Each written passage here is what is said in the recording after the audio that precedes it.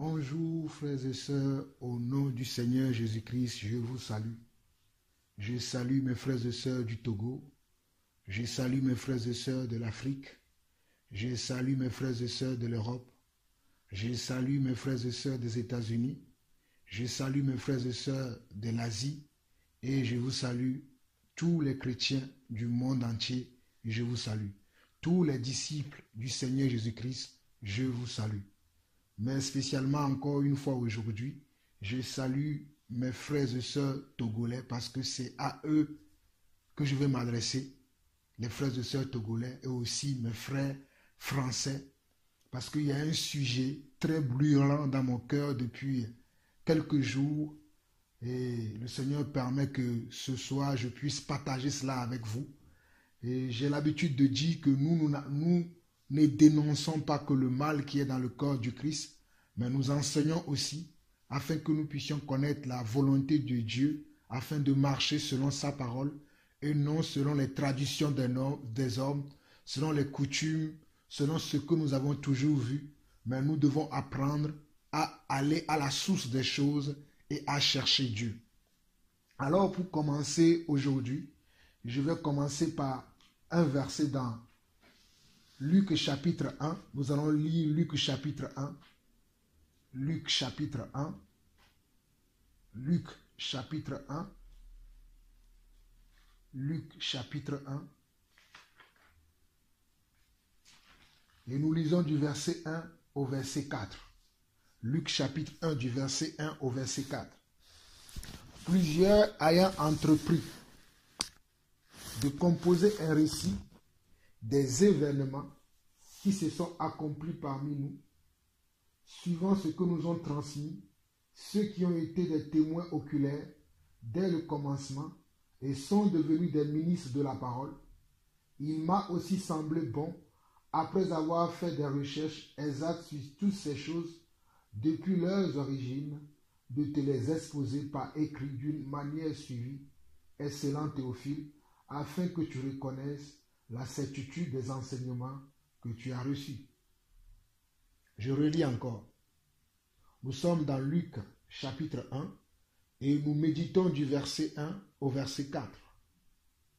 Plusieurs ayant entrepris de composer un récit des événements qui se sont accomplis parmi nous, suivant ce que nous ont transmis, ceux qui ont été des témoins oculaires dès le commencement et sont devenus des ministres de la parole, il m'a aussi semblé bon, après avoir fait des recherches exactes sur toutes ces choses depuis leurs origines, de te les exposer par écrit d'une manière suivie, excellent Théophile, afin que tu reconnaisses la certitude des enseignements que tu as reçus.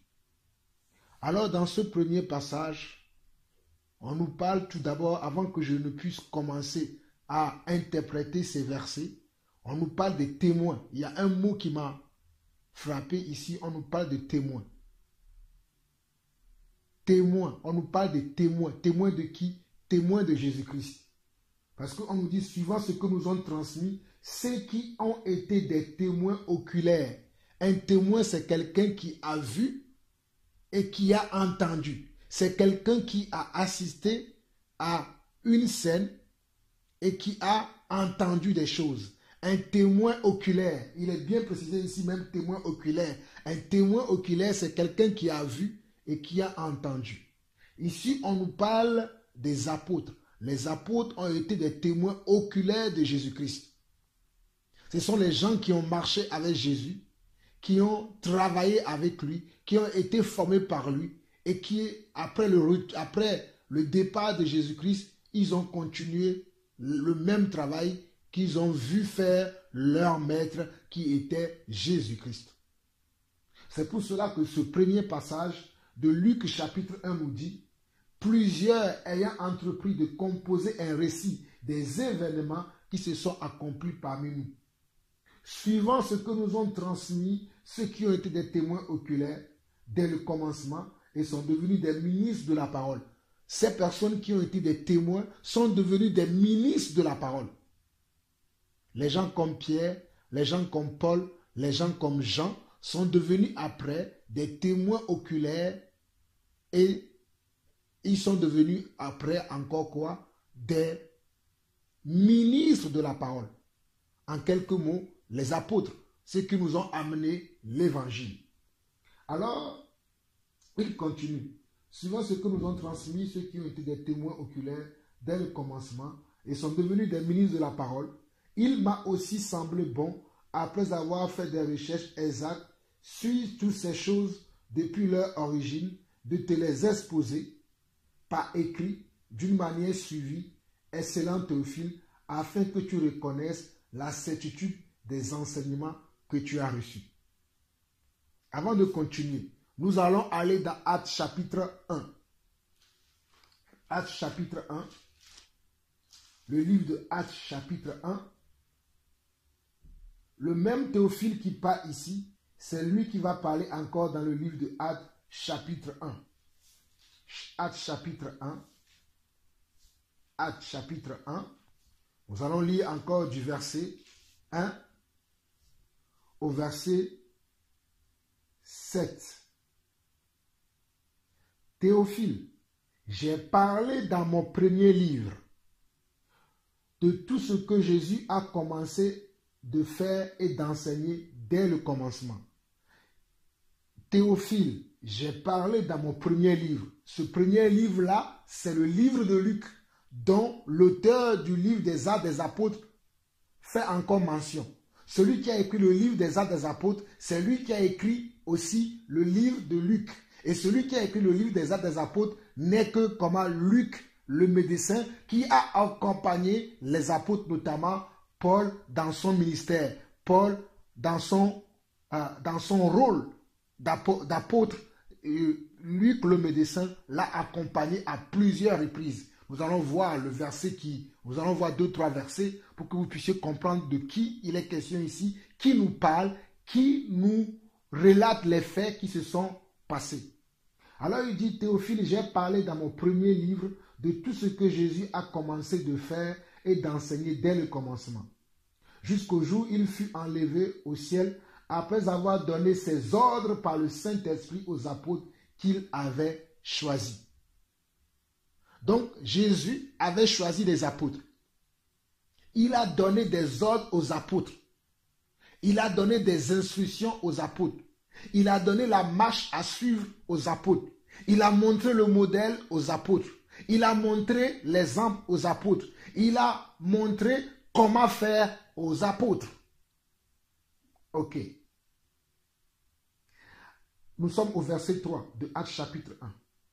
Après qu'il eut souffert, il leur apparut vivant et leur en donna plusieurs preuves, se montrant à eux pendant 40 jours et parlant des choses qui concernent le royaume de Dieu. Comme il se trouvait avec eux, il leur recommanda de ne pas s'éloigner de Jérusalem, mais d'attendre ce que le Père avait promis, ce que je vous ai annoncé, leur dit-il. Car Jean a baptisé d'eau, mais vous, dans peu de jours, vous serez baptisés du Saint-Esprit. Alors, les apôtres réunis lui demandèrent, Seigneur, est-ce en ce temps que tu rétabliras le royaume d'Israël?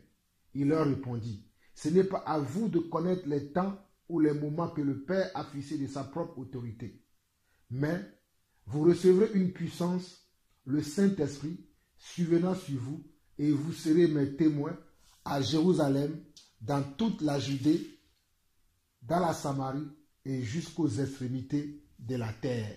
Regardez, le verset 8 de Actes 1 nous dit quoi? Mais vous recevrez une puissance, le Saint-Esprit survenant sur vous, et vous serez mes témoins à Jérusalem, dans toute la Judée, dans la Samarie et jusqu'aux extrémités de la terre.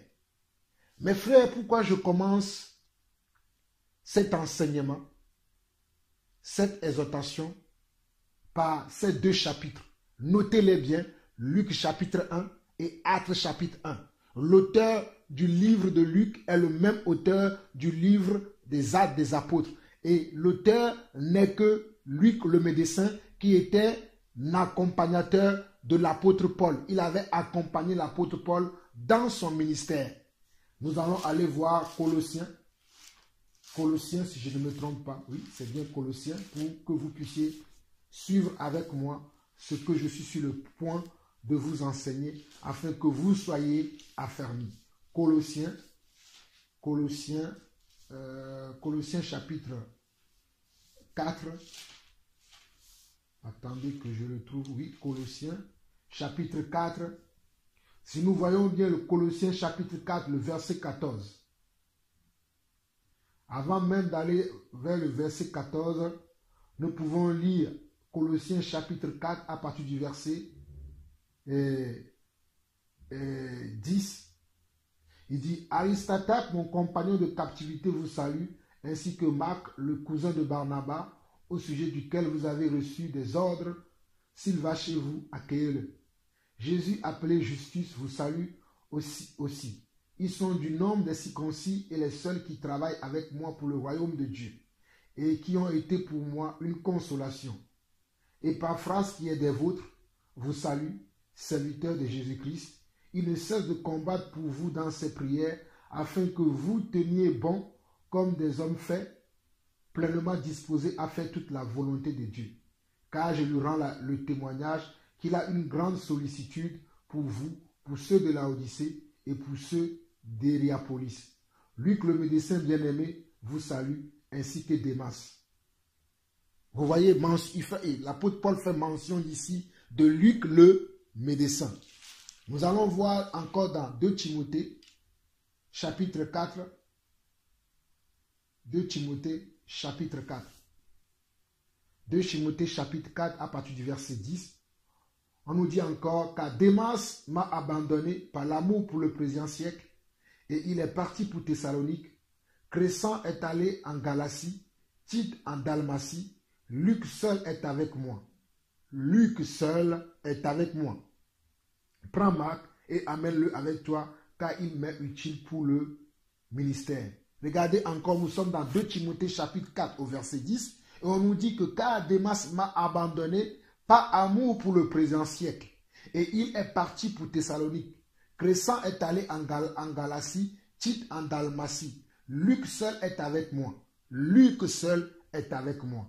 Et si nous revenons dans ce premier chapitre de Luc, ce Luc que je vous ai montré dans Colossiens chapitre 4, le verset 14, 2 Timothée chapitre 4, le verset 10 à 11, qui parle de cet accompagnateur de Paul, celui qui a accompagné Paul dans son ministère, dans son œuvre d'apôtre. Il a accompagné les apôtres, non pas Paul seulement, mais il était là au milieu des apôtres, et c'est lui qui a relaté les faits qui se sont passés avec les premiers chrétiens, c'est-à-dire les apôtres, parce que ce sont les apôtres qui ont démarré l'église. Donc les choses qui se sont passées avec eux, Luc va les relater dans le livre de Actes,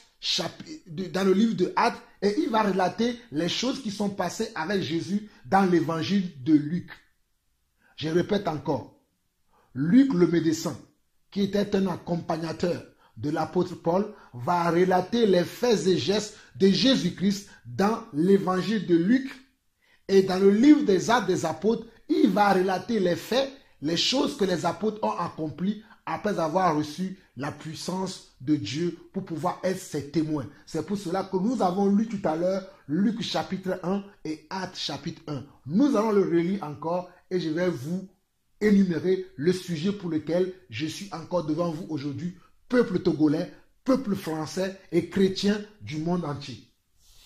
Plusieurs ayant entrepris de composer un récit des événements qui se sont accomplis parmi nous, suivant ce que nous ont transmis ceux qui ont été des témoins oculaires dès le commencement et sont devenus des ministres de la parole, il m'a aussi semblé bon, après avoir fait des recherches exactes sur toutes ces choses depuis leurs origines, de te les exposer par écrit d'une manière suivie, excellent Théophile, afin que tu reconnaisses la certitude des enseignements que tu as reçus. Afin que tu reconnaisses la certitude des enseignements que tu as reçus. Afin que tu reconnaisses la certitude des enseignements que tu as reçus. Peuple togolais, peuple français, vous qui continuez à adorer Marie, vous qui continuez à adorer Saint Antoine, Saint Paul, Saint Pierre, Saint François d'Assise, et ainsi de suite. Avez-vous cherché la certitude de ces pratiques que vous faites? Avez-vous demandé à Dieu à comprendre si c'est comme cela que Dieu veut que nous l'adorions? Aujourd'hui, nous voyons beaucoup de gens qui se disent chrétiens, mais qui vont adorer des statuettes, qui vont prier par l'intermédiaire des hommes qui sont morts, qui ne sont plus de ce monde, qui sont morts et qui ne sont pas ressuscités. Frères et sœurs, la seule personne qui est morte et qui est ressuscitée et qui peut plaider pour nous, c'est Jésus-Christ. C'est lui seul que nous devons prier. Mais nous voyons aujourd'hui beaucoup de gens qui se lèvent, qui vont prier des saints. On les appelle des saints, la religion catholique l'appelle des saints. Ils vont prier les saints Antoine, les saints Pierre, les saints Paul, les saints Immaculés de Conception, les saints François d'Assise, les saints Christophe, ainsi de suite.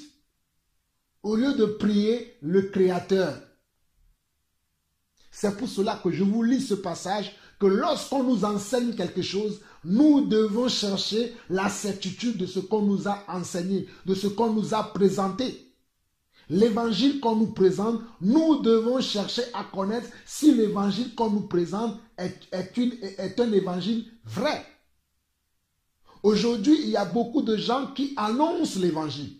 Aujourd'hui, il y a beaucoup de gens qui prêchent l'évangile. Moi aussi, je prêche l'évangile. Mais vous devez vérifier que ce que Jean-Paul Lawson dit, ou ce qu'un pasteur ou un prêtre dit, si cela est conforme à la sainte doctrine.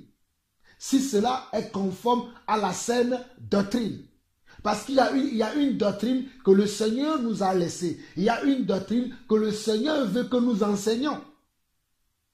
Mais aujourd'hui, nous voyons beaucoup de pratiques dans le monde religieux, dans le monde du christianisme, et beaucoup ne savent plus à quelle religion appartenir, parce qu'il y en a plusieurs, alors qu'il n'y a qu'une seule église dans le monde. Je ne parlerai pas de religion parce que je ne suis pas un religieux, mais pour moi, il y a une seule église dans le monde. Jésus-Christ a dit à Pierre, dans Matthieu chapitre 16, il lui a dit que tu es Pierre, et si tu es Pierre, je bâtirai mon église. Donc, nous comprenons à partir de ce passage-là qu'il y a une seule église. Pas deux, pas trois, pas quatre, pas cinq, pas six, pas sept, ainsi de suite, mais nous avons une seule, unique église.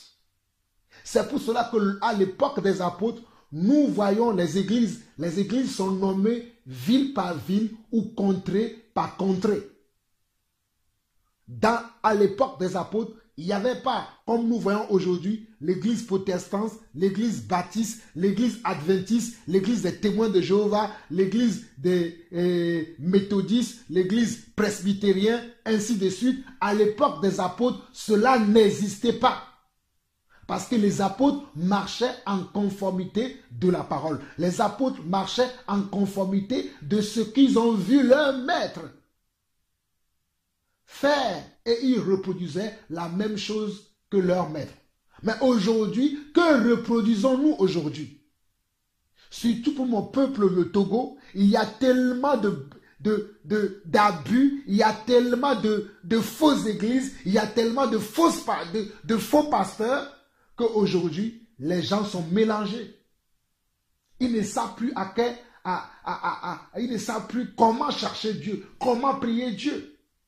On a même une ville au Togo.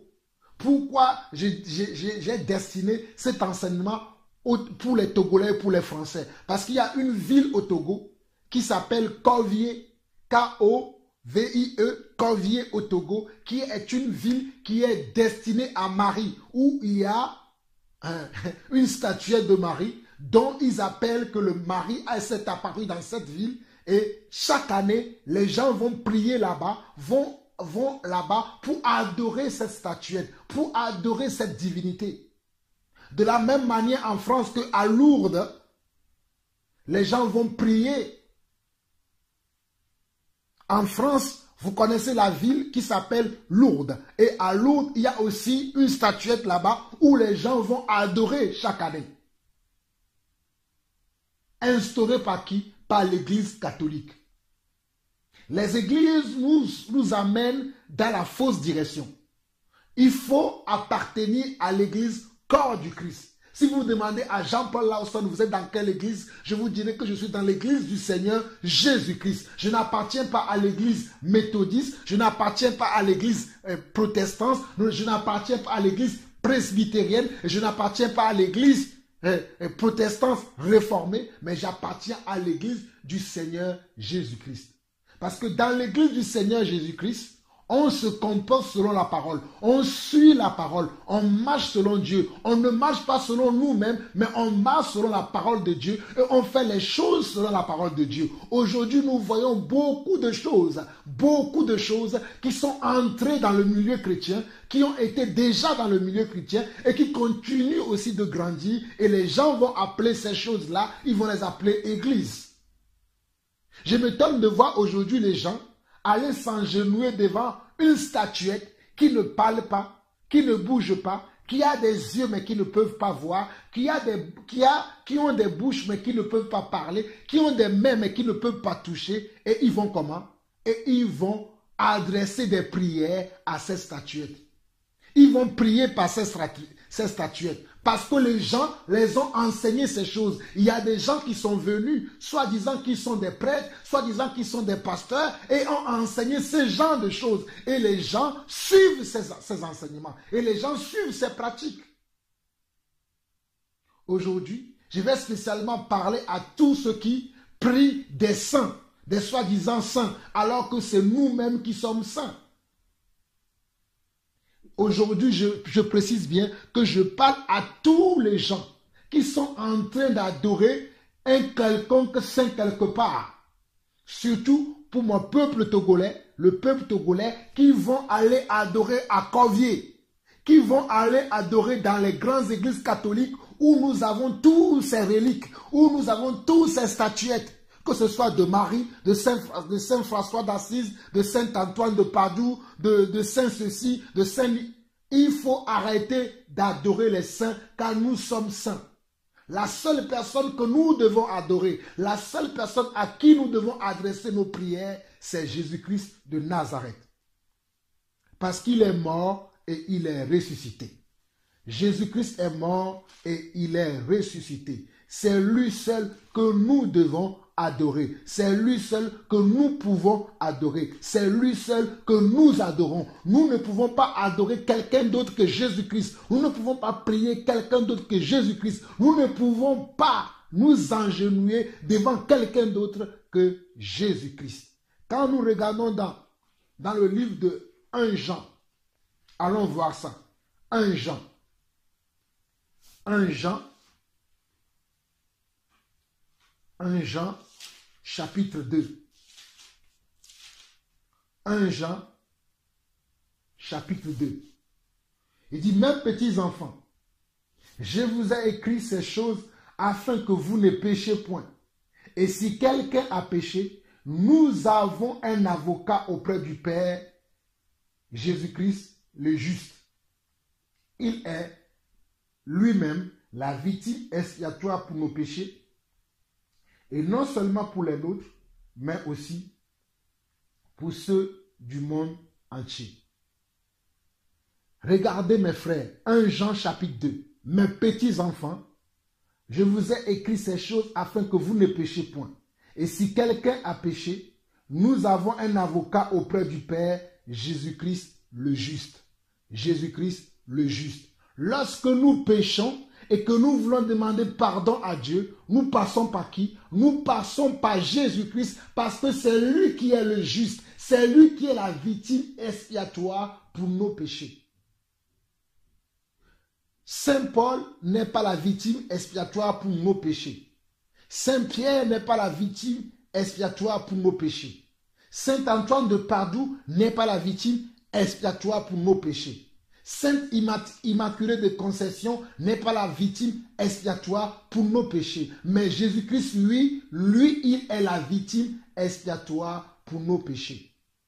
Nous prions par Jésus-Christ. Nous intercédons par Jésus-Christ. Tout ce que nous faisons, nous le faisons par Jésus-Christ. Nous ne pouvons pas aller prier par quelqu'un d'autre, disant que nous passons par ce quelqu'un pour que ce quelqu'un-là puisse amener à Jésus après. Non, nous passons par Jésus-Christ directement. Et Jésus-Christ est celui qui est le chemin, la vérité et la vie. C'est ce que lui-même il a dit en Jean chapitre 14, le verset 6. Jésus-Christ a dit de sa propre bouche, « Je suis le chemin, la vérité et la vie. » Nul ne viendra au Père que par moi. Comment vous pouvez-vous dire que vous voulez prier Dieu et vous passez par des saints, vous passez par des X et des Y et vous ne passez pas la personne qui est la porte pour les brebis. En Jean chapitre 10, le verset 7, je précise bien, Jean chapitre 10, le verset 7, Jésus va dire que je suis la porte des brebis. Moi, Jésus-Christ, je suis la porte des brebis. C'est moi qui vous amène dans la bergerie. C'est par moi que vous pouvez rentrer dans la bergerie. Jésus ne dit pas que vous pouvez passer par Paul et Paul va vous amener à moi. Vous pouvez passer par Marc. Marc va vous amener à moi. Vous pouvez passer par Antoine. Vous pouvez passer par Kodjo. Vous pouvez passer par Ismaël. Vous pouvez passer par... Il a dit, je suis la porte des brebis. Jésus-Christ a dit, je suis la porte des brebis.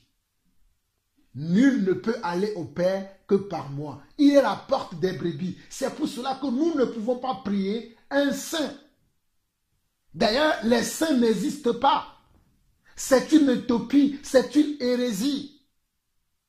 C'est une fausse doctrine que le catholicisme a instaurée et que certains prêtres, certains pasteurs aussi utilisent aujourd'hui pour vous dire que vous pouvez passer par moi pour atteindre Jésus. Vous pouvez passer par moi, vous pouvez passer par telle relique, vous pouvez passer par telle image, telle personne pour pouvoir atteindre Jésus-Christ. Mais vous ne passerez pas par moi, Jean-Paul Lawson, pour atteindre Jésus-Christ. Vous passerez par Jésus-Christ lui-même. Car il a dit lui-même dans Actes chapitre 4, verset 12. Allons voir ça aussi. Actes chapitre 4, le verset 12. Actes chapitre 4, le verset 12. Mes frères, c'est très important ce que nous sommes en train de voir aujourd'hui. Actes chapitre 4, le verset 12, Jésus-Christ dit ceci. Actes chapitre 4, le verset 12. Jésus-Christ dit, il n'y a de salut en aucun autre, car il n'y a sous le ciel aucun autre nom qui ait été donné parmi les hommes par lesquels nous devions être sauvés. Regardez, il n'y a de salut en aucun autre nom. Il n'y a de salut en aucun autre nom. Car il n'y a sous le ciel aucun autre nom qui a été donné parmi les hommes par lesquels nous devions être sauvés. Il n'y a pas un autre nom qui nous a été donné. Il y a un seul nom qui nous a été donné parmi lesquels nous pouvons être sauvés. C'est pour ça que la religion ne vous sauve pas. Ceux qui prétendent que nous sommes protestants, parce que je suis protestant, je serai sauvé, tu n'as pas compris. Ceux qui pensent que parce qu'ils sont presbytériens, parce que je suis presbytérien, je serai sauvé, tu n'as pas compris. Ceux qui pensent que parce qu'ils sont adventistes, parce que je suis adventiste, je serai sauvé, tu n'as pas compris. Ceux qui pensent que parce qu'ils sont musulmans, parce que je prie Mohamed, je serai sauvé, tu es perdu. Parce que celui qui sauve, ce n'est pas la religion, mais celui qui sauve, c'est Jésus-Christ. C'est lui qui est le chemin, la vérité et la vie. Comment peux-tu dire que tu veux être sauvé sans passer par celui qui est la porte des brebis? Comment prétends-tu adorer sans passer par celui qui est la porte? Celui qui est la porte, c'est Jésus-Christ. C'est par lui que nous devons prier. C'est par lui que nous devons adorer. C'est par lui que tout ce que nous faisons, nous pouvons le faire. Mais si quelqu'un t'a menti, s'il y a une religion sur cette terre, comme j'ai cité tout à l'heure, mes deux pays dont je suis originaire, dont je suis dont j'ai leur nationalité, le Togo et la France. Je suis français et togolais. Et dans ces deux pays, je vois qu'il y a une telle idolâtrie c'est des images, des saints, de telle enseigne qu'il faut qu'on vous réveille. Il faut qu'on vous dise la vérité. Il n'y a pas de salut sans Jésus-Christ. Il n'y a pas de salut dans tous ces soi-disant saints. Saint Antoine de Padoue, Saint Immaculée de Conception, Saint Pierre, Saint Paul. Il n'y a pas de salut en ces personnes. Le salut se trouve en Jésus-Christ. Jésus-Christ est la porte des brebis. Il n'y a pas de médiateur autre que Jésus-Christ. Je répète encore, il n'y a pas de médiateur autre que Jésus-Christ. Il est le seul médiateur. Il a été le médiateur hier, il est le médiateur aujourd'hui et il sera le médiateur demain. Il est un médiateur éternel. Il a été le médiateur à l'époque de nos ancêtres. Il est le médiateur aujourd'hui et il sera le médiateur encore demain. Donc si tu ne pries pas le médiateur, ton courrier n'arrivera pas. Si tu n'envoies pas ton courrier par le médiateur, ta prière ne sera pas exaucée. Si tu crois que ta prière est exaucée, tu n'as pas prié le vrai Dieu, le bon Dieu, mais tu as prié comment? Tu as prié une divinité, tu as prié un démon, mais tu n'as pas prié le Dieu Tout-Puissant.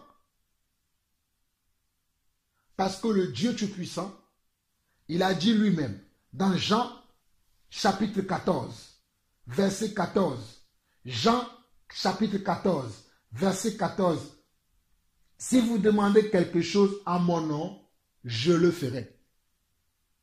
Jean 14, 14. C'est facile pour vous de retenir ce verset. Jean 14, 14. Jean 14, 14. Si vous demandez quelque chose à mon nom, je le ferai. Il n'a pas dit si vous demandez quelque chose au nom de Marie. Il n'a pas dit si vous demandez quelque chose au nom de Sainte Thérèse. Il n'a pas dit si vous demandez quelque chose au nom de Saint Paul. Il n'a pas dit si vous demandez quelque chose au nom de Saint Pierre. Mais il a dit si vous demandez quelque chose à mon nom, je le ferai. En quel nom fais-tu tes prières? En quel nom invoques-tu Dieu? En quel nom fais-tu tes demandes? En quel nom fais-tu tes prières? Fais-tu tes prières au nom du vrai Dieu? Ou fais-tu tes prières dans le nom d'une divinité? Nous, il y a un seul nom qui nous a été donné. Il y a un seul nom qui nous a été révélé. C'est le nom de Jésus-Christ. C'est pour ça que lui-même, il dit dans Jean 14, 14, si vous demandez quelque chose à mon nom, si vous demandez quelque chose à mon nom, si vous demandez quelque chose à mon nom, si vous demandez quelque chose à mon nom, je le ferai. Si vous demandez quelque chose à mon nom. Et dans 1 Timothée chapitre 1, le verset 5, 1 Timothée chapitre 1, le verset 5, je dis bien 1 Timothée, chapitre 1, le verset 5, on nous dit qu'il y a quoi? Qu'il y a un seul médiateur. Lisons-le, 1 Timothée, chapitre 1, le verset 5. Car il y a un seul Dieu et aussi un seul médiateur entre Dieu et les hommes, Jésus-Christ, homme. Car il y a un seul Dieu et aussi un seul médiateur entre Dieu et les hommes, Jésus-Christ homme. Je ne suis pas le médiateur entre Dieu et les hommes. Ni les saints qu'on nous a enseignés, les saints qu'on nous a toujours montrés, que l'Église catholique, que certains pasteurs, que certaines églises enseignent ce genre de choses, que vous pouvez passer par telle personne, vous pouvez passer par telle relique, vous pouvez faire telle prière à telle personne, à telle chose, pour pouvoir aller pour que vos prières soient exaucées, on vous ment. Regardez, car il y a un seul Dieu. Nous sommes dans 1 Timothée chapitre 1, le verset 5. Car il y a un seul Dieu et aussi un seul médiateur entre Dieu et les hommes.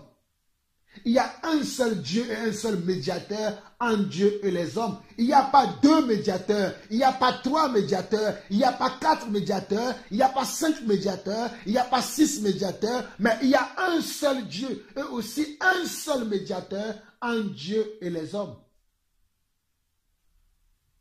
Frères et sœurs, fuyez l'idolâtrie. Il y a un seul Dieu et aussi un seul médiateur entre Dieu et les hommes. Nous ne pouvons pas prier les soi-disant les saints, comme on nous a montré dans l'église catholique. Prier Saint Antoine, prier Sainte Fatima, prier Saint François d'Assise, ainsi de suite. Nous devons prier que Jésus-Christ, parce que Jésus-Christ est le médiateur entre Dieu et les hommes. Saint Pierre est mort, il est resté dans la tombe. Saint Paul est mort, il est resté dans la tombe. Antoine est mort, Antoine est resté dans la tombe. Mohamed est mort, Mohamed est resté dans la tombe. Comment peux-tu prier aujourd'hui par Mohamed? Comment peux-tu prier aujourd'hui par Antoine? Comment peux-tu prier aujourd'hui par Pierre? Comment peux-tu aujourd'hui prier par Paul? Comment peux-tu aujourd'hui prier par Marie? Comme moi dans le passé, lorsque je n'ai pas encore été régénéré, lorsque je n'ai pas encore reçu la sémence de Dieu en moi, je priais encore Marie. Je me rappelais lorsque j'allais passer mes examens à l'école, j'allais réciter des chapelets devant la statuette de Marie. Et je croyais que je priais Dieu, mais je ne priais pas Dieu. D'ailleurs, le Je vous salue Marie que nous récitons n'est pas une prière. C'est un message qu'un ange est venu apporter à Marie. Et le catholicisme a changé cela en prière alors que c'est un message. Ce n'est pas une prière, c'est un message. Comment pouvez-vous prendre un message comme une prière et réciter cela à longueur de journée? Dans le chapelet, il y a au moins il y a 50 dizaines. Oui, non pas 50 dizaines. Il y a 5 dizaines de Je vous salue Marie dans le chapelet. 5 dizaines de Je vous salue Marie, qui n'est pas une prière, alors que Jésus nous a dit dans Matthieu 6 comment nous devons prier. Jésus nous a montré comment nous devons prier. Je me pose des questions. Les gens lisent la parole de Dieu aujourd'hui, les gens entendent la parole de Dieu aujourd'hui, mais ils veulent toujours marcher par leur tradition. Ils veulent toujours marcher par leur tradition. Ils veulent toujours suivre les traditions des hommes. Ils ne veulent pas suivre la vérité. Ils ne veulent pas marcher selon la vérité. Ils ne veulent pas écouter, ils ne veulent même pas entendre la vérité. Comme nombreux seront des personnes qui vont me lapider après avoir écouté cet enseignement, après avoir écouté cet avertissement. Mais Dieu vous reprend, Dieu vous annonce les choses à venir. Dieu ne veut pas que vous alliez en perdition. C'est pour cela que Dieu permet que nous puissions parler de ces choses, que nous puissions apporter l'évangile vrai, l'évangile pur, l'évangile qui sauve, l'évangile qui libère. Non pas que nous nous libérons, mais le Dieu que nous présentons, c'est ce Dieu qui libère. Le Dieu que nous vous annonçons, c'est ce Dieu-là qui sauve. C'est ce que l'apôtre Paul a fait. Frères et sœurs, lisons la parole. Lisons la parole. Proverbes chapitre 16, le verset 16. Proverbes chapitre 16 et le verset 16. Nous sommes dans Proverbes. Nous allons lire Proverbes et nous allons lire le chapitre 16 et nous allons lire le verset 16. Proverbes 16, 16. C'est facile à retenir. Proverbes 16 et le verset 16.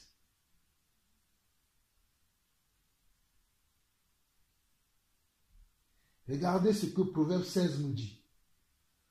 Proverbe 16 nous dit, combien acquérir la sagesse vaut mieux que l'or. Combien acquérir l'intelligence est préférable à l'argent. Regardez, combien acquérir la sagesse vaut mieux que l'or.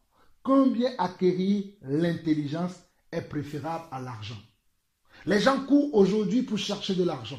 Les gens courent aujourd'hui pour acquérir de l'or. Les gens courent aujourd'hui pour les biens de la terre. Mais ils ne courent pas pour avoir de la sagesse. Ils ne courent pas pour avoir de l'intelligence.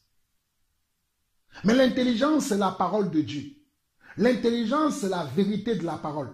L'intelligence, c'est Dieu. C'est pour ça que je vous lis ce proverbe. Il dit quoi? Combien acquérir la sagesse vaut mieux que l'or? Si tu es sage, celui qui a de la sagesse, parce que la sagesse, c'est quoi? C'est la crainte, c'est le commencement de la crainte de Dieu. Si tu as la sagesse, tu connaîtras la pensée de Dieu. Combien acquérir l'intelligence est préférable à l'argent? Les gens veulent avoir de l'argent aujourd'hui, mais ils ne veulent pas être intelligents. L'intelligence voudrait que tu connaisses la pensée de Dieu, que tu connaisses la manière dont Dieu marche, que tu connaisses la manière dont Dieu agit, que de suivre les idoles. C'est ça l'intelligence. L'intelligence veut dire que tu suis Dieu partout, dans tout ce que Dieu fait, dans tout ce que Dieu dit, tu le suis partout, tu le suis pas à pas. Proverbe 22, le verset 20. Lisons le Proverbe 22, le verset 20. Proverbe 22, le verset 20.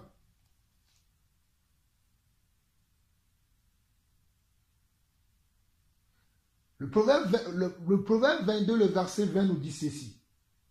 N'ai-je pas déjà pour toi mis par écrit des conseils et des réflexions pour t'enseigner des choses sur des paroles vraies, afin que tu répondes par des paroles vraies à celui qui t'envoie? Regardez, nous sommes dans le livre de Proverbes. Proverbe 22, le verset 20 et le 21. N'ai-je pas déjà pour toi mis par écrit? Dieu nous a mis toutes choses par écrit. Dieu nous a transmis sa parole par écrit. Dieu nous a laissé toutes choses dans sa parole. Mais nous voulons toujours écouter les hommes. Nous voulons toujours écouter les gens qui mentent. Nous voulons toujours écouter les choses qui sont agréables à notre oreille. Nous voulons qu'on nous dise que si tu veux avoir beaucoup d'or, va dans tel endroit. Si tu veux avoir beaucoup d'argent, va faire tes choses. Mais on ne nous parle pas de comment avoir l'intelligence selon Dieu. On ne nous parle pas de comment avoir la sagesse selon Dieu. Moi, je suis là aujourd'hui pour vous parler, pour que vous ayez l'intelligence selon Dieu, la sagesse selon Dieu. Et c'est pour ça que je suis là. Regardez, Proverbe 22, le verset 20 et 21 dit, « N'ai-je pas déjà pour toi mis par écrit des conseils et des réflexions pour t'enseigner des choses sur des paroles vraies? » Dieu nous a tout mis par écrit. Dieu dit ici, dans Proverbe 22, le verset 20 et le 21, « N'ai-je pas déjà pour toi mis par écrit des conseils et des réflexions? » Des conseils et des réflexions. N'ai-je pas déjà mis pour toi des conseils et des réflexions pour t'enseigner des choses sur des paroles vraies, afin que tu répondes par des paroles vraies à celui qui t'envoie? Ce n'est pas des paroles vraies que je vous parle aujourd'hui. Celui qui a l'amour de la vérité comprendra ce que je suis en train de dire.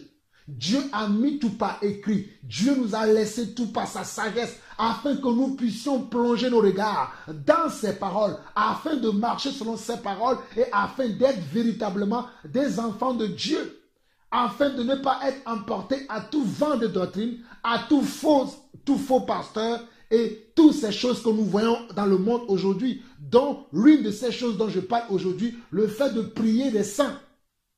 Le fait de prier des morts. Un saint, c'est quelqu'un qui est mort il y a 100 ans, il y a 200 ans, il y a 400 ans, il y a 600 ans. Peu importe le nombre d'années que la personne est morte, on ne peut pas prier un mort, on ne peut prier qu'un vivant. Et Jésus-Christ est mort et il est sorti du tombeau et il est vivant. Jésus-Christ n'est pas dans la tombe. Il a vaincu la tombe. Il a dominé la tombe. Il y a une chanson que nous chantons. Il a dominé la mort et l'enfer. Le Seigneur Jésus est plus que vainqueur. Il a dominé la mort et l'enfer. Qui a dominé la mort et l'enfer? C'est Jésus. C'est pour cela que nous devons prier que Jésus seul. Nous ne pouvons pas prier un saint. peu importe ce que la personne a fait de son vivant, peu importe les miracles, peu importe les prodiges, peu importe les signes, peu importe les prophéties que la personne a réalisées de son vivant, nous ne pouvons pas prier de tels hommes.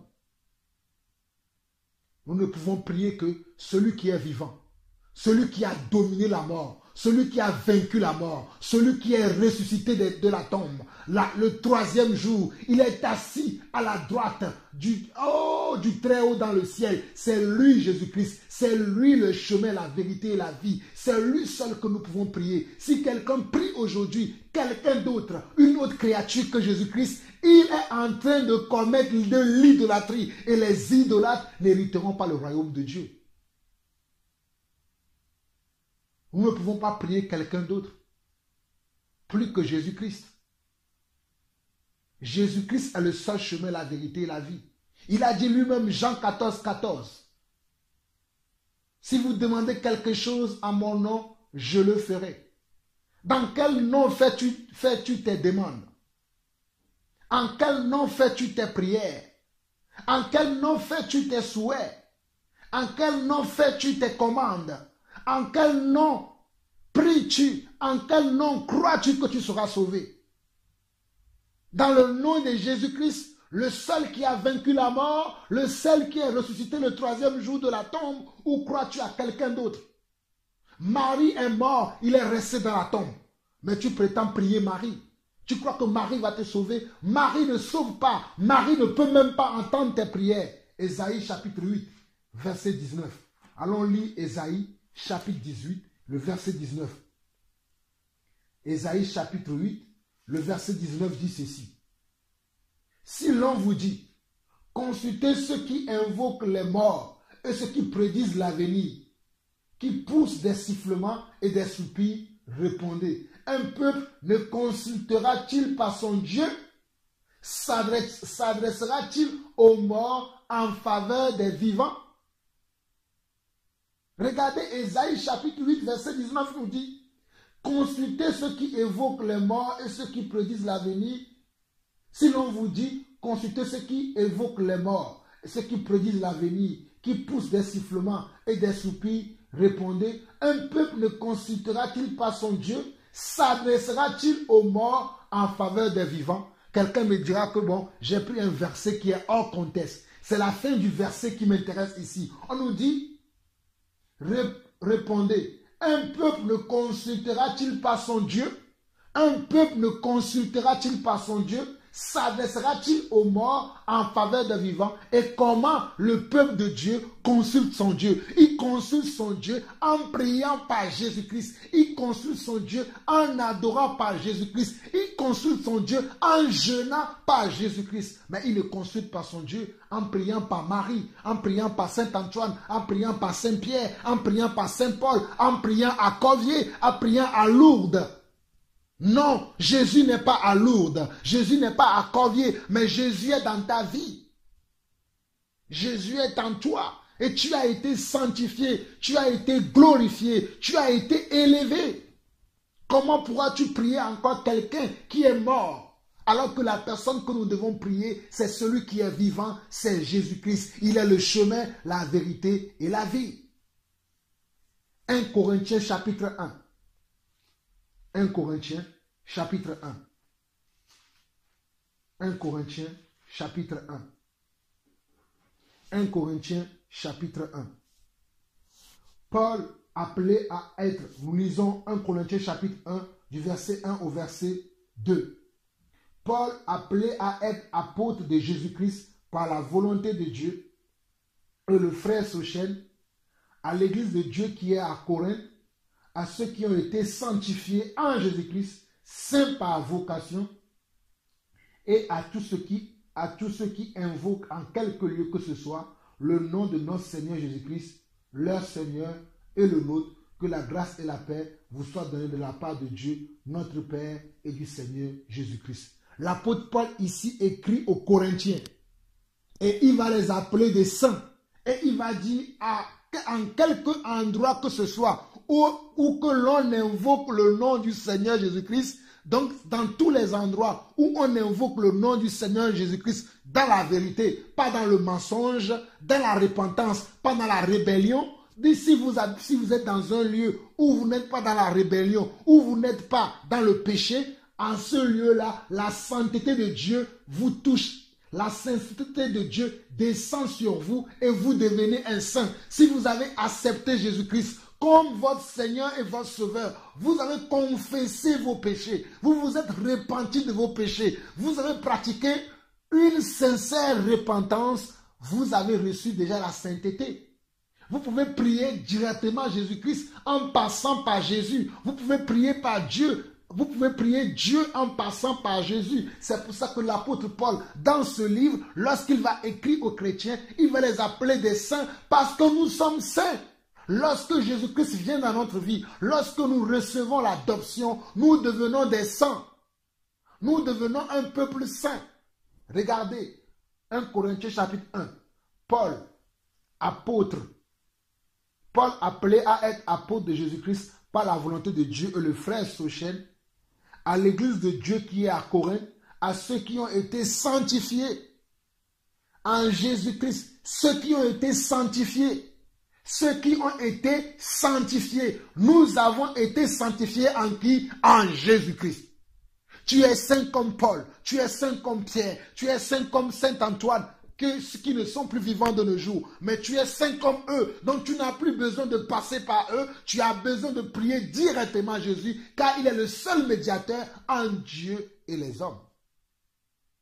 À l'église de Dieu qui est à Corinthe, à ceux qui ont été sanctifiés en Jésus-Christ, saints par vocation, et à tous ceux qui invoquent en quelque lieu que ce soit le nom de notre Seigneur Jésus-Christ. Nous allons dans 2 Corinthiens chapitre 1. 2 Corinthiens chapitre 1. 2 Corinthiens chapitre 1. 2 Corinthiens chapitre 1 dit aussi la même chose. Paul, nous sommes dans 2 Corinthiens chapitre 1. Paul, apôtre de Jésus-Christ, par la volonté de Dieu, et le frère Timothée à l'église de Dieu qui est à Corinthe, et à tous les saints qui sont dans toute l'Achaïe. Et à tous les saints qui sont dans toute l'Achaïe. Et à tous les saints qui sont dans toute l'Achaïe. C'est nous qui sommes saints. Ce n'est pas les gens qui sont morts, même si on ouvre leur tombe aujourd'hui, je ne sais pas si certains d'entre eux, on ne trouvera même pas un seul de leur squelette. Ce n'est pas cela que nous devons prier. Celui que nous devons prier, celui par lequel nous pouvons adresser nos prières à Dieu, c'est Jésus-Christ. C'est lui qui a vaincu la mort. Éphésiens 1. Éphésiens chapitre 1. Éphésiens chapitre 1. Éphésiens chapitre 1. Allons-y. Éphésiens chapitre 1, il dit ceci. Paul, apôtre de Jésus-Christ, par la volonté de Dieu, aux saints qui sont à Éphèse et aux fidèles en Jésus-Christ.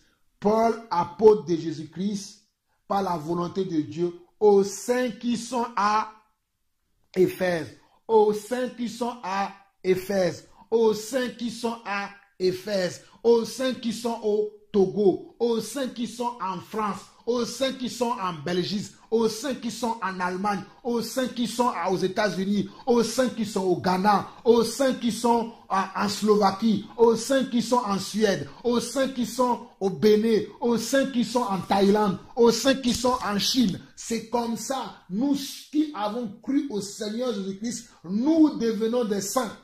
Si nous avons été dans une sincère repentance, si nous nous sommes convertis de la bonne manière, si nous ne sommes pas religieux, mais nous sommes des croyants qui croient en Dieu, en pratiquant comment?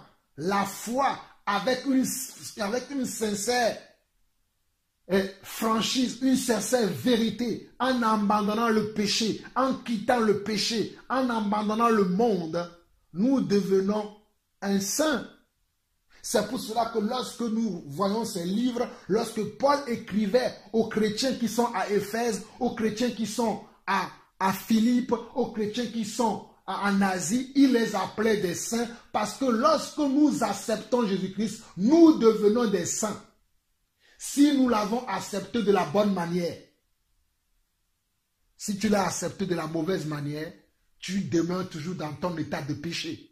Mais si tu l'as accepté de la bonne manière, tu deviens comment? Un saint. Si vous voulez bien comprendre comment accepter Jésus-Christ de la bonne manière, allez suivre mon enseignement précédent, celui-là, qui parle de la repentance et la délivrance selon Dieu, qui parle de la délivrance ou de la repentance selon Dieu. Allez suivre ça, vous allez savoir comment on se repent devant Dieu, comment on peut avoir une vie de repentance tous les jours devant Dieu afin d'être un fils digne du Seigneur. Allons voir maintenant Colossiens chapitre 1. Colossiens chapitre 1. Avant même d'aller à Colossiens, même Philippiens chapitre 1 dit la même chose. Philippiens chapitre 1 dit, Paul et Timothée, serviteurs de Jésus-Christ, à tous les saints en Jésus-Christ qui sont à Philippe, aux évêques et aux diacres. À tous les saints qui sont comment? À Philippe. À tous les saints qui sont comment? À Bordeaux. À tous les saints qui sont comment? À Lomé. À tous les saints qui sont comment? À Yaoundé. À tous les saints qui sont comment? À New York. À tous les saints qui sont comment? À Los Angeles. À tous les saints qui sont comment? Qui sont à Paris. À tous les saints qui sont comment? Qui sont à Accra.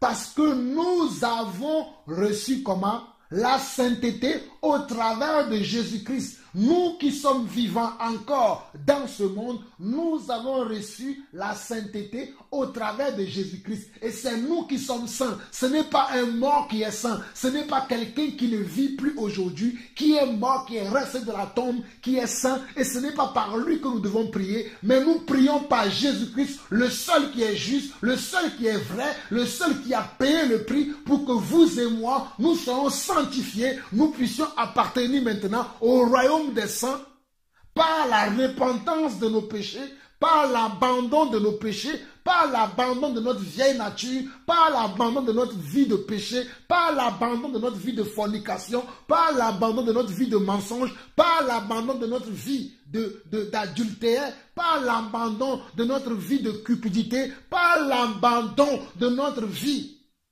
d'idolâtrie, nous devenons comment? Un saint. Regardons Colossiens chapitre 1. Paul, apôtre de Jésus-Christ par la volonté de Dieu, et le frère Timothée, aux saints et fidèles frères en Christ qui sont comment? À Colosse. Aux saints et fidèles frères en Christ qui sont à Colosse. Donc nous voyons encore que l'apôtre Paul nous dit aux Colossiens qu'ils sont des fidèles frères qui sont en Christ, mais il les appelle comment? Des saints, aux saints qui sont comment? En Colosse, aux saints qui sont en Colosse. C'est comme, je vais dire, aux saints qui sont à Lomé. Sauf qu'à Lomé, il n'y a pas. Bon, il y en a des saints, je ne les connais pas tous. Mais il y a beaucoup aujourd'hui qui prétendent être saints alors qu'ils ne le sont pas. Parce qu'ils vivent encore dans le péché. Ils vivent encore dans le mensonge. Ils vivent encore dans l'adultère. Ils vivent encore dans la cupidité. Ils vivent encore dans la religion sans connaître Dieu. C'est pour ça que j'ai commencé cet enseignement. En vous montrer passage par passage que nous devons chercher à connaître la véracité des enseignements que nous recevons. Nous devons chercher à connaître l'authenticité des enseignements que nous recevons. Que cela soit de moi, Jean-Paul Lawson, que cela soit de qui que ce soit, vous devez chercher à connaître l'authenticité, la véracité de cet enseignement pour voir si cet enseignement vient véritablement de Dieu. Avant de dire Amen à cet enseignement, il faut voir si cela est vraiment de Dieu. Et c'est ce qui est de Dieu, qui est de la vérité. C'est pour cela que je vous ai partagé ces passages avec vous. Quand nous regardons dans 1 Pierre chapitre 2, verset 9, qu'est-ce que la Bible nous dit dans 1 Pierre chapitre 2, le verset 9? 1 Pierre chapitre 2, le verset 9. 1 Pierre chapitre 2, le verset 9. 1 Pierre chapitre 2, le verset 9. 1 Pierre chapitre 2, verset 9 dit quoi? Vous, au contraire, vous êtes une race élue, un sacerdoce royal, une nation sainte, un peuple acquis, afin que vous annonciez les vertus de celui qui vous a appelé des ténèbres à son agréable, à son admirable lumière. Vous au contraire, le vous au contraire ici, il s'agit de ceux qui sont en Jésus-Christ, il s'agit de ceux qui sont convertis, il s'agit de ceux qui ont accepté le Seigneur Jésus-Christ comme leur Seigneur et leur Dieu, qui se sont repentis de leurs péchés. Ils rentrent dans la famille des saints, ils rentrent dans le royaume des saints, ils rentrent dans la famille des enfants de Dieu. En ce moment-là, ils deviennent d'un sang, ils ne sont plus des impurs, ils ne sont plus ceux qui sont toujours dans l'immoralité, mais ils sont des gens qui reçoivent maintenant la sainteté, la purification de Dieu pour être des enfants purs, pour être des enfants sanctifiés, afin de glorifier et de louer le Seigneur leur Dieu. C'est ça la sainteté. Tu es saint, toi qui crois au Seigneur Jésus-Christ. Si tu t'es repenti de la bonne manière, en abandonnant le monde, en abandonnant le péché, en abandonnant le vol, en abandonnant la fraude. Même si tu as des difficultés aujourd'hui, mais tu es sur le bon chemin, tu rentres dans la famille des saints. C'est ça la sainteté. Mais si tu vas prier Saint Antoine, tu vas prier Saint Paul, tu vas prier Saint Pierre, tu vas prier Saint Fatima, tu vas prier Saint François d'Assise, tu vas prier Saint Immaculé de Conception, crois-moi que tes prières, tu les envoies à des divinités. Tes prières ne vont pas chez le Seigneur. Car le Seigneur a ses oreilles ouvertes aux prières qui sont envoyées par le nom du Seigneur Jésus-Christ. Les prières qui sont envoyées par le nom du Seigneur Jésus-Christ seulement seront exaucées. Les prières qui sont envoyées seulement par le nom du Seigneur Jésus-Christ, ce sont seulement ces prières qui seront exaucées. Mais les prières qui sont envoyées par les saints, ce n'est pas Jésus qui les exauce, mais ce sont les démons, ce sont les divinités païennes, ce sont les entités démoniaques qui agissent dans vos vies. Ce n'est pas Dieu. Ce n'est pas notre Dieu, celui qui est le créateur du ciel et de la terre, celui qui a dit que je bâtirai mon église et que les séjours des morts ne prévaudront point contre elle. Ce n'est pas lui que vous priez. Vous devez arrêter de prier les reliques. Vous devez arrêter de prier les saints. Vous devez arrêter de prier tous les saints que vous priez depuis des années. Vous qui allez à Corvier, vous qui allez à Lourdes, au Togo, vous qui allez prier à Corvier dans cette ville où il y a une soi-disant apparition de Marie et chaque année dans le mois d'août, vous allez prier là-bas. Il faut arrêter. Vous allez dans les églises catholiques. Vous vous engenouez devant les statuettes de Marie, les statuettes de Saint François d'Assise, les statuettes de Saint Antoine de Padoue, les statuettes de Jésus-Christ encore sur la croix, alors que Jésus-Christ a quitté la croix et qu'il est assis dans les lieux célestes, comme je vous l'ai montré tout à l'heure dans 1 Jean chapitre 2. 1 Jean chapitre 2, Jésus-Christ est notre avocat. Il est la victime expiatoire pour nos péchés. Donc comment pouvez-vous encore laisser à la croix quelqu'un qui n'est plus sur la croix? Comment pouvez-vous faire ça? Quelqu'un qui n'est plus sur une croix, vous le laissez clouer à la croix. Vous êtes des gens qui crucifions encore notre Dieu aujourd'hui. Jésus-Christ n'est plus sur la croix. Il est sorti du tombeau, il est vainqueur.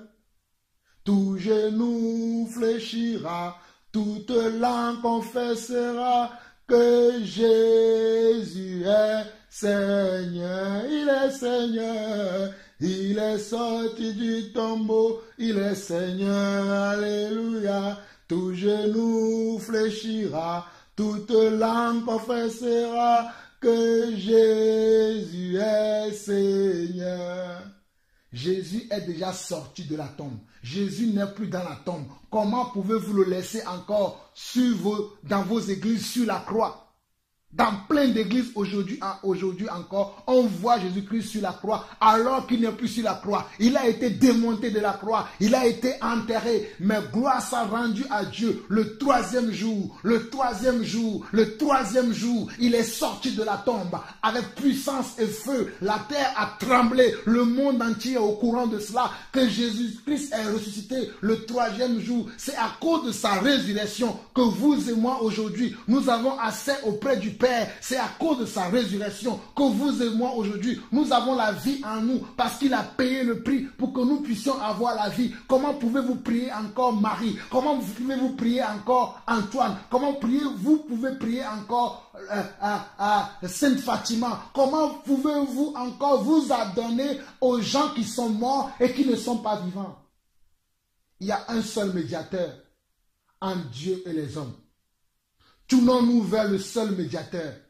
Mes frères et sœurs, Togolais, peuple de Dieu, où que vous soyez dans le monde entier, ce message est destiné à nous tous. Nous devons nous tourner vers le Dieu véritable. Nous devons nous tourner vers le Dieu véritable. Nous devons tourner vers celui qui peut entendre le cri de nos cœurs. Nous devons tourner vers celui qui a payé le prix pour que nous soyons justifiés, pour que nous soyons lavés de nos péchés. Et celui qui a payé le prix, c'est Jésus-Christ. Ce ne sont pas ces soi-disant hommes de Dieu. Ce ne sont pas ces soi-disant saints que nous continuons à prier, que nous continuons à vénérer dans nos églises, que nous continuons à adorer. Non, nous devons adorer le seul, celui qui reçoit les hommages des siècles, celui que nous voyons dans Apocalypse chapitre 5, devant qui les anges dans le ciel, les 24 vieillards se prosternent devant lui et disent Saint, Saint, Saint est le Seigneur. C'est lui que nous devons prier, c'est lui que nous devons adorer.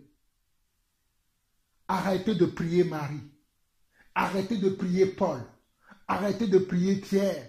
Arrêtez de prier Mohamed. Mohamed n'est pas le chemin. Mohamed n'est pas mort à la croix. Mohamed n'est pas le sauveur. Il n'y a aucun autre nom qui nous a été donné. Il y a un seul nom qui nous a été donné. Il y a un seul nom. Il y a un seul nom. Acte 4, le verset 12. Acte 4, le verset 12. Il y a un seul nom qui nous a été donné. C'est le nom du Seigneur Jésus-Christ. C'est le nom du Seigneur Jésus-Christ. C'est ce nom qui nous sauve. C'est ce nom qui nous libère. C'est ce nom qui nous amène à la vie éternelle. C'est par ce nom que nous pouvons prier. Mes frères, n'oubliez pas ce que je viens de vous enseigner aujourd'hui. Je ne vais pas trop m'éterniser là-dessus. Il y a tellement beaucoup de versets, mais je pense que j'ai dit l'essentiel, ce que vous devez comprendre. Si vous voulez vous-même poursuivre, lisez votre Bible, vous allez comprendre beaucoup de choses, mais sortez de l'idolâtrie. Sortez de l'idolâtrie. Car les 2 Corinthiens, je vais vous lire ça. 1 Corinthiens chapitre 10. Et je pense que je m'arrêterai sur ce afin de ne pas faire trop durer cet enseignement. 1 Corinthiens chapitre 10. 1 Corinthiens chapitre 10. Suivez vous-même. Frères, je ne veux pas que vous ignoriez que nos pères ont été tous sous la nuée, qu'ils ont tous passé au travers de la mer, qu'ils ont tous été baptisés en Moïse dans la nuée et dans la mer, qu'ils ont tous mangé le même aliment spirituel et qu'ils ont tous bu le même breuvage spirituel, car ils buvaient à un rocher spirituel qui les suivait, et ce rocher était Christ. Mais la plupart d'entre eux ne furent point agréables à Dieu, puisqu'ils périrent dans le désert. Or, ces choses sont arrivées pour nous servir d'exemple, afin que nous n'ayons pas de mauvais désirs comme ils en ont eu. Ne devenez point idolâtres comme quelques-uns d'entre eux. Ne devenez pas idolâtres comme quelques-uns d'entre eux. Ne devenez pas idolâtres comme quelques-uns d'entre eux. Quelques-uns aujourd'hui prétendent qu'ils connaissent le Seigneur. Je dis bien quelques-uns aujourd'hui. Quelques-uns aujourd'hui croient aujourd'hui qu'ils connaissent Dieu et quand ils prient que Dieu les écoute. Mais je vous assure, mes frères et sœurs, je ne vais pas vous caresser dans le sens du poil. Je vous assure que quand vous priez, Dieu ne vous écoute pas. Quand vous priez, vous ne priez pas Dieu. Vous priez des divinités étrangères. Vous priez des dieux étrangers. Vous ne priez pas le Dieu véritable. Le Dieu qui a créé le ciel et la terre. Le Dieu d'Abraham, d'Isaac et de Jacob. Ce Dieu-là, on peut le prier qu'au nom de Jésus. On peut l'annoncer qu'au nom de Jésus. On peut aller vers lui qu'au nom de Jésus. Mais si on prétend prier Sainte Marie, Sainte Immaculée de Conception, Saint Antoine de Padoue, on prétend prier Mohamed, on prétend prier Bouddha, on prétend prier un tel ou un tel, sans passer par Jésus-Christ, vous ne priez qu'un Dieu étranger. Nous sommes dans 1 Corinthiens chapitre 10, le verset 7. Ne devenez point idolâtres, comme quelques-uns d'entre eux, selon qu'il est écrit, Le peuple s'assit pour manger et pour boire, puis ils se levèrent pour se divertir. Regardez comment il y a du divertissement aujourd'hui dans le monde et dans le royaume de Dieu. Dans le monde et dans l'église, il y a du divertissement. Il y a même du théâtre dans l'église aujourd'hui. Il y a des spectacles dans l'église aujourd'hui. Il y a la danse dans l'église aujourd'hui. L'église est devenue un marché où on voit tout aujourd'hui. Je vous dis que même dans l'église, il y a de la danse. Je ne crois pas qu'à l'église, à l'époque des apôtres, on pouvait trouver de la danse comme nous voyons aujourd'hui. Je ne pense pas qu'à l'église, à l'époque des apôtres, on pouvait trouver des spectacles, on pouvait trouver du théâtre aujourd'hui. Mais aujourd'hui, dans notre église, l'état de notre église aujourd'hui, on trouve du théâtre, on trouve de la danse, on trouve du folklore dans l'église aujourd'hui. L'église est devenue comment? Un terrain de jeu. Ce n'est plus un terrain où on vient pour apprendre la parole de Dieu, où on vient pour apprendre la pensée de Dieu. Mais l'église est devenue un bazar. L'église est devenue un bistrot. L'église est devenue un temps. Oh mes frères, que ce soit les catholiques, que ce soit les protestants, que ce soit les adventistes, que ce soit les presbytériens, que ce soit les méthodistes, toutes les églises aujourd'hui ont des choses à se reprocher. Aujourd'hui, nous parlons du catholicisme, mais nous aurons le temps de parler des autres églises, de voir comment eux aussi, ils se sont éloignés de la volonté de Dieu. Ils se sont éloignés, ils se sont écartés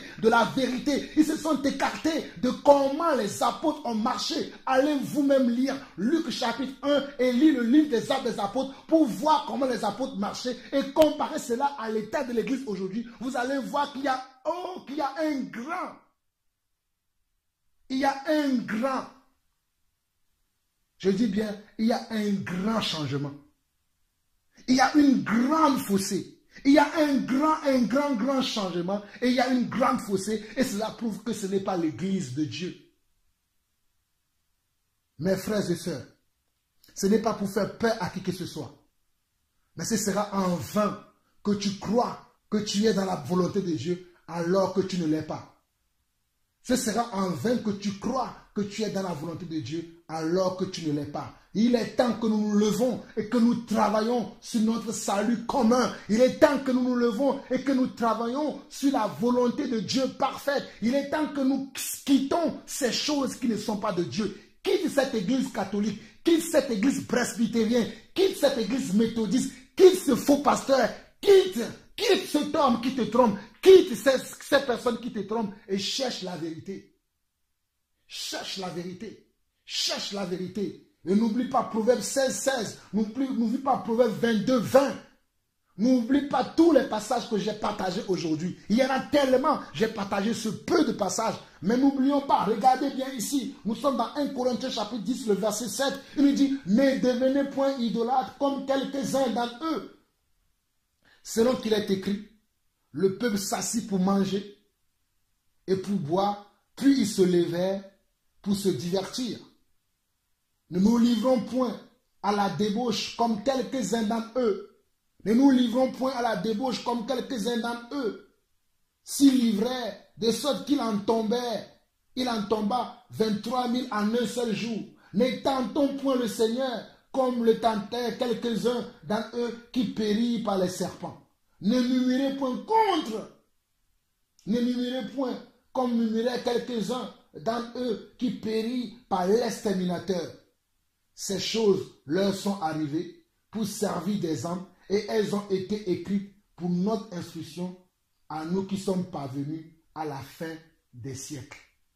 Regardez bien, ces choses leur sont arrivées pour servir d'exemple et elles ont été écrites pour notre instruction à nous qui sommes parvenus à la fin des siècles. Ces choses que je partage aujourd'hui, ces choses que je dis aujourd'hui, ce sont des choses que vous devez connaître, ce sont des choses que vous devez pratiquer, ce sont des choses qui devaient être déjà assises en vous, mais c'est vous qui courez maintenant. C'est quelle est la bonne église, quel est le vrai pasteur, alors que vous ne savez même pas comment prier, vous ne savez pas même par qui prier. Priez par Jésus-Christ, car Jésus-Christ est le chemin, la vérité et la vie. Il est celui qui a été à la croix pour nous. Il est celui qui a payé le prix pour que vous et moi, nous soyons appelés enfants de Dieu aujourd'hui.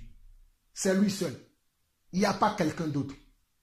Et pour finir aujourd'hui, et je vais finir par là, pour ne pas trop m'éterniser là-dessus, nous allons lire Jean 12, le verset 48. Jean 12, verset 48.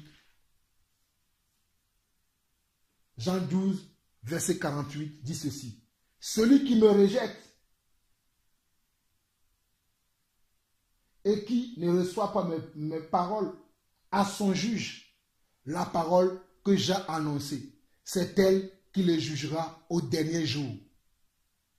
Celui qui me rejette et qui ne reçoit pas mes paroles à son juge, la parole que j'ai annoncée, c'est elle qui le jugera au dernier jour. Celui qui me rejette, vous allez me dire comment est-ce qu'on rejette Jésus-Christ? Quand tu entends la parole de Dieu, quand tu entends la vérité et tu ne travailles pas sur cette vérité, tu ne médites pas sur cette vérité, tu ne vas pas en profondeur pour connaître cette vérité, afin de changer dans ta vie. Cette vérité que tu as entendue, cette parole que tu as entendue, c'est cette parole-là qui te jugera le dernier jour. Ce n'est pas moi qui le dis, mais c'est notre Seigneur Jésus-Christ lui-même qui a dit cela. C'est pour cela que je voulais lire cette parole dans Jean 12, verset 48. Il dit, celui qui me rejette et qui ne reçoit pas mes paroles à son juge la parole que j'ai annoncée.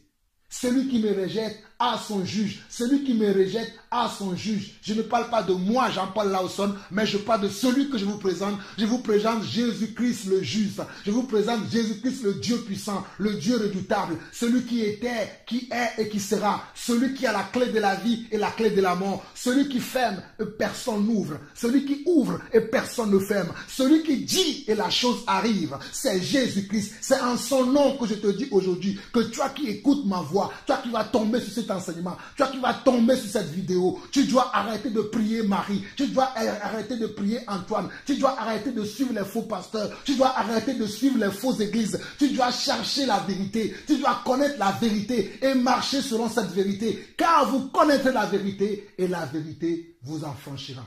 Vous connaîtrez la vérité et la vérité vous affranchira. Vous connaîtrez la vérité et la vérité vous affranchira.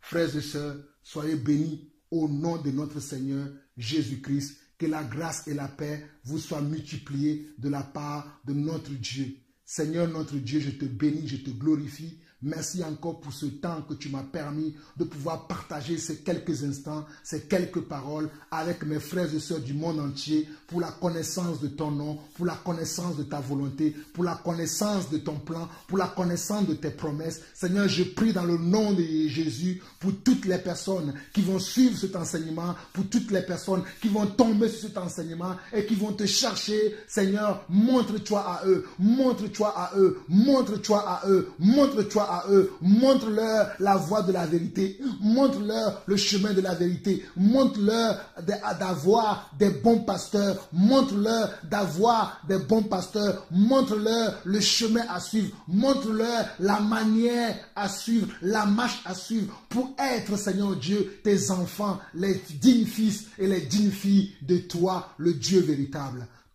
Que ta grâce nous soit multipliée à nous tous au nom puissant et merveilleux du Seigneur Jésus-Christ. À très très bientôt. C'était la voix de Jean-Paul Lawson, celui qui crie dans le désert que vous avez encore attendu aujourd'hui. Soyez bénis. À très très bientôt. Bye bye.